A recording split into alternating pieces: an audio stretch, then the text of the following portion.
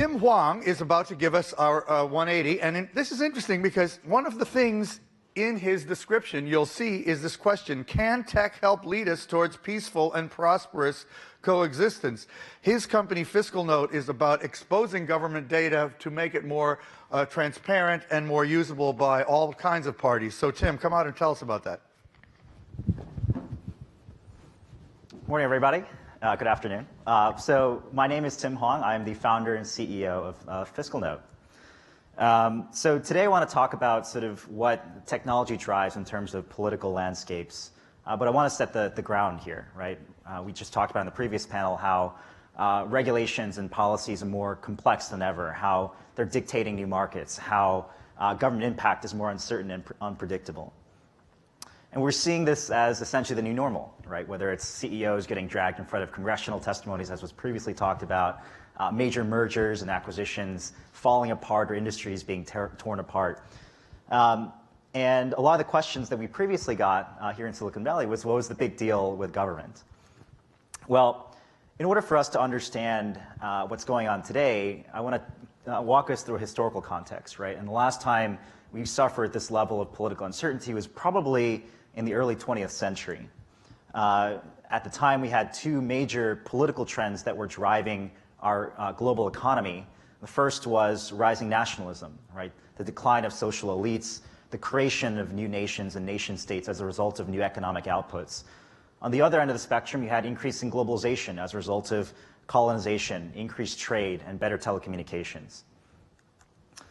Now, 100 years later, it sounds a little familiar, right? We have two major political trends driving our global economies, right? Rising nationalism as a result of mass politics, the decline of social elites, and as a result of increased automation and economic output.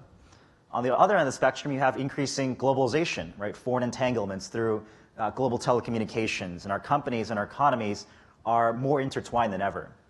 As Mark Twain said, history doesn't repeat itself, but it certainly does rhyme.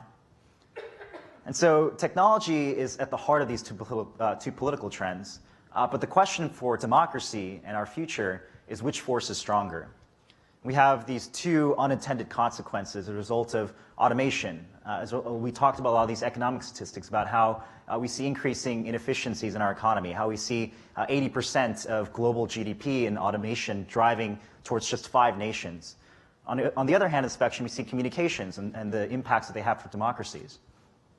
The point I want to make today is basically that technologies do have the capabilities to drive better globalization and better democracy, and we have an obligation to think about these trends, right? Whether it's the printing press, the railroads, the telegraphs, and the implications they had for our democracies. We see these technologies driving globalization and democracy today, right? Whether it's mobile devices creating better organizing for the Arab Spring, better accountability through social networks, as we've seen recently with the impeachment of the South Korean president. Or even in China, right, where we see increasingly the Chinese government being open to better e-government and open data. As we think about the future of technology and its implications in political societies, we have to think about the past. And we have to think about how in the early 20th century, these technological trends eventually drove us to 2 devastating world wars. And as we think about the implications of today's technologies for our future, this is the big question we have to answer for us today. Thank you.